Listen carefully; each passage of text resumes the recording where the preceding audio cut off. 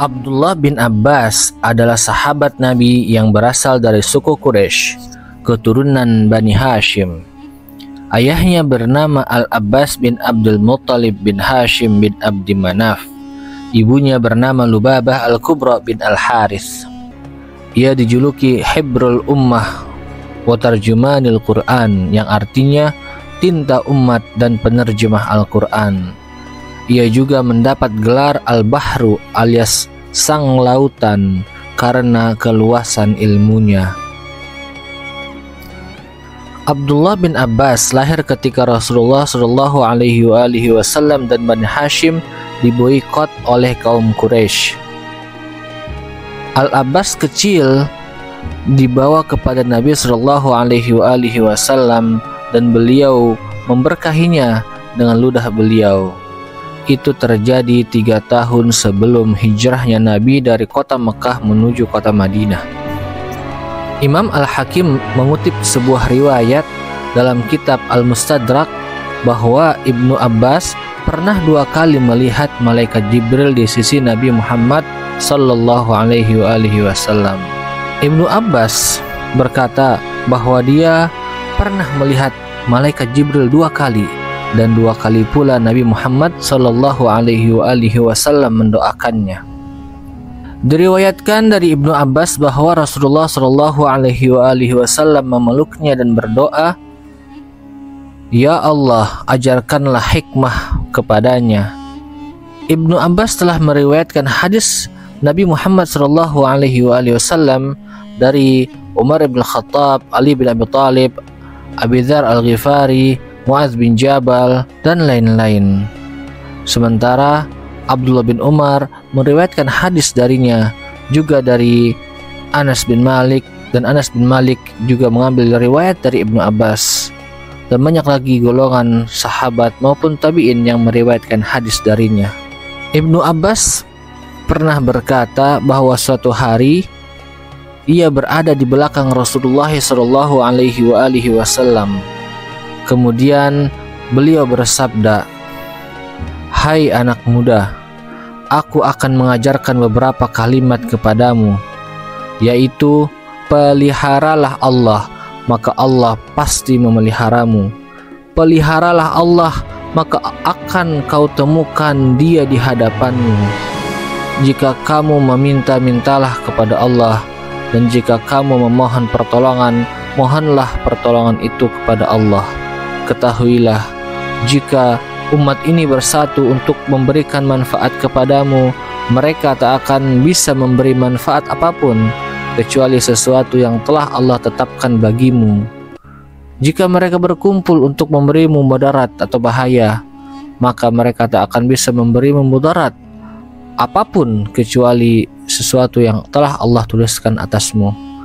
Pena-pena telah diangkat dan catatan-catatan telah mengering. Sungguh agung ilmu yang kau miliki, wahai Rasulullah sallallahu alaihi wasallam. Betapa luas ilmu Allah yang telah engkau berikan kepada para sahabatmu." Menurut Ubaidillah bin Abdullah bin Utbah, Ibnu Abbas memiliki keistimewaan yang sulit ditandingi oleh kebanyakan manusia.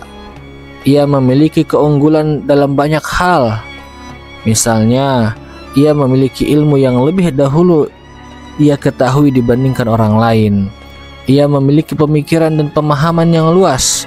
Ia pun dikenal sebagai seorang alim yang santun dan lemah lembut. Nasab dan keturunannya pun berasal dari golongan orang-orang mulia. Ia juga sangat dermawan. Ubaidillah mengatakan, "Aku belum pernah melihat orang yang lebih mengetahui dan lebih memahami hadis Nabi sallallahu alaihi wasallam dibanding Ibnu Abbas.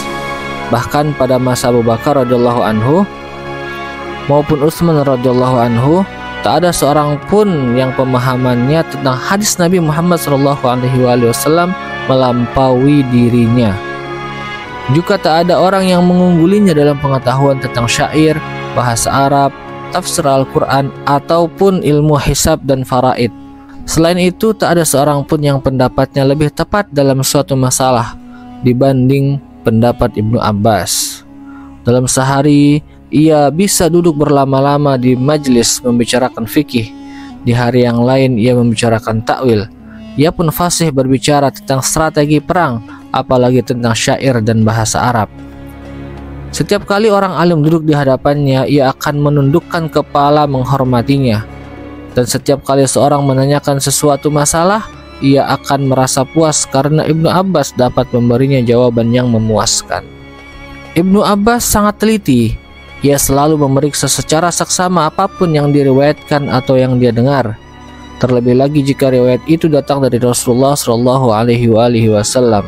Pernah suatu hari Ibnu Abbas menemui seorang sahabat untuk menanyakan sesuatu. Tetapi saat ia datang, sahabat itu sedang berbicara pada seseorang. Ibnu Abbas melilitkan sorbannya di kepala dan duduk menunggu di depan pintu rumah sahabat itu. Tak lama berselang, angin bertiup cukup kencang, menerbangkan debu yang mengotori pakaiannya. Ketika sahabat itu keluar rumah, ia melihat Ibnu Abbas berada di depan pintu rumahnya. Sahabat itu bertanya, "Wahai putra paman Rasulullah Shallallahu Alaihi Wasallam, apa maksud kedatanganmu di sini? Mengapa engkau tidak mengutus seseorang agar aku datang menemuimu?" Ibnu Abbas menjawab, "Tidak, akulah yang seharusnya mendatangimu, bukan engkau yang mendatangiku." Ibnu Abbas menyadari orang alim harus didatangi, bukan sebaliknya. Dan saat itu, dialah yang punya keperluan kepada sahabat tersebut. Riwayat itu menegaskan perilaku Ibnu Abbas yang sangat rendah hati. Ia tidak pernah merasa sombong dengan ilmu yang telah Allah anugerahkan kepadanya. Suatu hari ia pernah ditanya, "Hai Ibnu Abbas, di manakah posisi keilmuanmu dibanding ilmu anak pamanmu?" Maksudnya Ali bin Abi Thalib.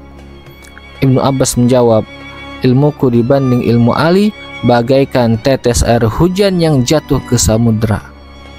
Sungguh tepat ucapannya itu. Ia benar-benar memahami kekurangan dan kelebihan dirinya sendiri. Ucapan itu menegaskan bahwa Ali bin Abi Thalib jauh lebih berilmu dibandingkan dirinya. Di sisi lain, ucapannya itu menunjukkan sifat tawaduknya.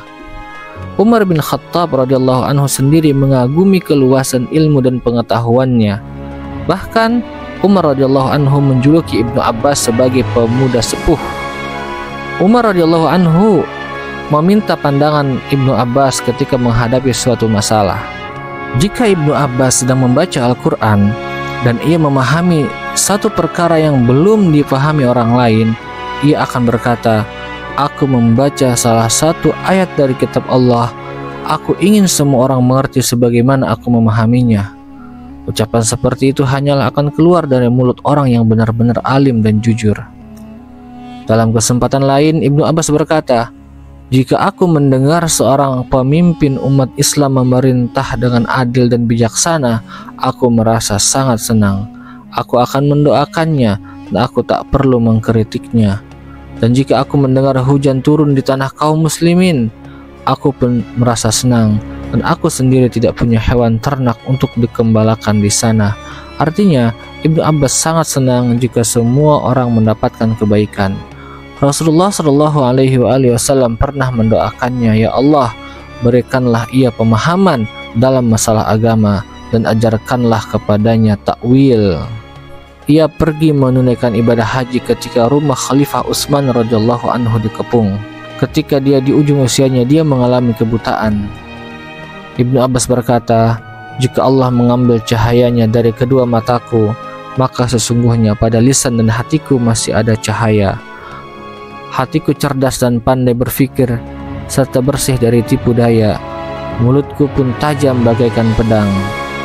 Ibnu Abbas wafat pada usia 70 tahun. Saat jenazahnya akan dikuburkan, Ibn Al-Hanafiyah berkata, "Demi Allah, pada hari ini telah wafat tinta umat ini." Semoga Allah Subhanahu wa Ta'ala merahmati beliau.